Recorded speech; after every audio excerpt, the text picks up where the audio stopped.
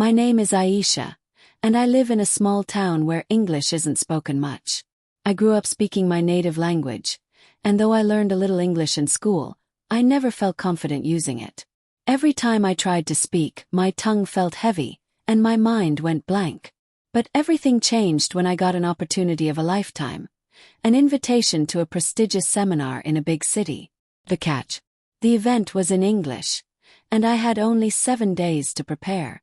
I knew this was my chance to transform my life, so I made a bold decision. I would learn to communicate fluently in English in just 1 week. Day 1. The power of immersion. The first thing I did was change my environment. I transformed my home into an English-speaking zone. My phone, laptop, and TV were switched to English. I pasted sticky notes on my furniture with English words. Mirror, door, table, window, so I would see them every day. Then I made a strict rule. Think in English, speak in English, write in English. No matter how many mistakes I made, I would keep going. To start, I watched simple English videos with subtitles. I chose daily conversation clips and repeated the sentences out loud. At first, I stumbled over words, but I didn't let that discourage me. That evening, I stood in front of the mirror and introduced myself in English. Hello, my name is Aisha. I am learning English. I love reading books and drinking tea. Felt awkward, but I kept going. The more I practiced, the more comfortable I became. Day 2, speaking without fear. The second day was all about breaking my fear of speaking. I joined an online language exchange group where people from different countries practiced English together. I introduced myself nervously, expecting people to judge me. But to my surprise, they were kind and encouraging. They corrected my mistakes politely and cheered me on. One participant, Maria, gave me the best advice. Don't aim for perfection. Aim for communication. Even native speakers make mistakes. That changed everything for me. I realized that making mistakes wasn't failure. It was part of learning. So, I started talking more, even if my sentences were broken. The more I spoke, the more confident I felt. Day 3. Expanding vocabulary naturally. By the third day, I noticed that my vocabulary was limited. I could introduce myself and have basic conversations, but I struggled to express deeper thoughts. To fix this, I made a vocabulary journal. Every time I heard a new word, I wrote it down with its meaning and an example sentence. For example, excited. Feeling happy and eager. I'm excited about learning English. Challenge. Something difficult but rewarding. Learning a new language is a challenge, but I enjoy it. I also started using new words in my conversations, even if I wasn't sure about the pronunciation. Day 4. Improving pronunciation. One of my biggest struggles was pronunciation. I knew the words, but I didn't sound natural. So, I focused on listening and imitation. I listened to English podcasts and repeated after the speakers, mimicking their tone and accent. I also used a voice recording app to compare my speech with native speakers. At first, I cringed at my mistakes, but I kept practicing. One technique that helped me was shadowing, listening to a sentence and repeating it at the same time. It was hard, but it trained my tongue to move naturally. By the end of the day, my pronunciation had improved significantly. Day 5.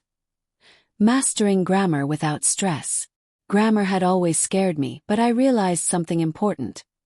I didn't need to memorize rules. I needed to use them. Instead of studying grammar books, I focused on sentence patterns. For example, past tense. Yesterday I watched a movie. Present tense. Today I am learning English.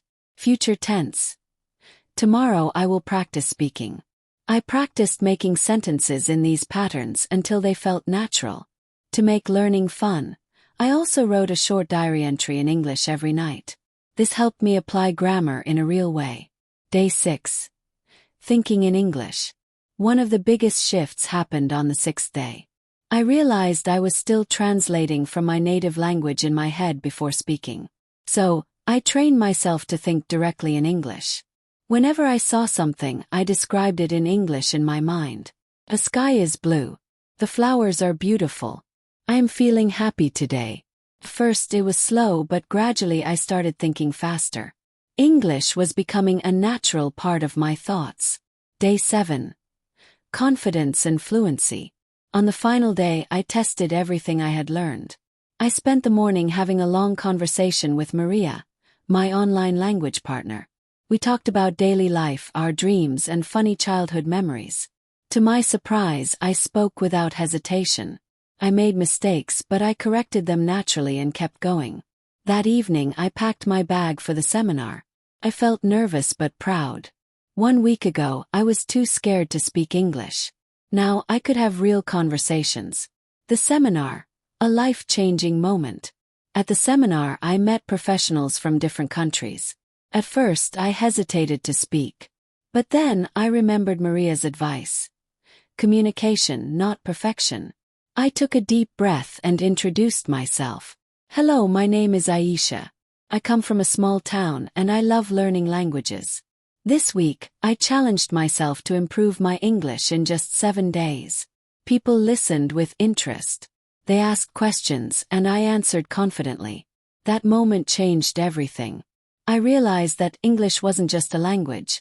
It was a bridge to new opportunities, friendships, and dreams. Conclusion.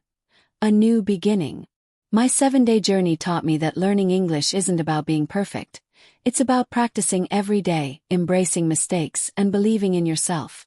I still have a long way to go, but I'm no longer afraid. I now see English as a friend, not a challenge. And if I could make this much progress in just 7 days, imagine what I can achieve in a lifetime.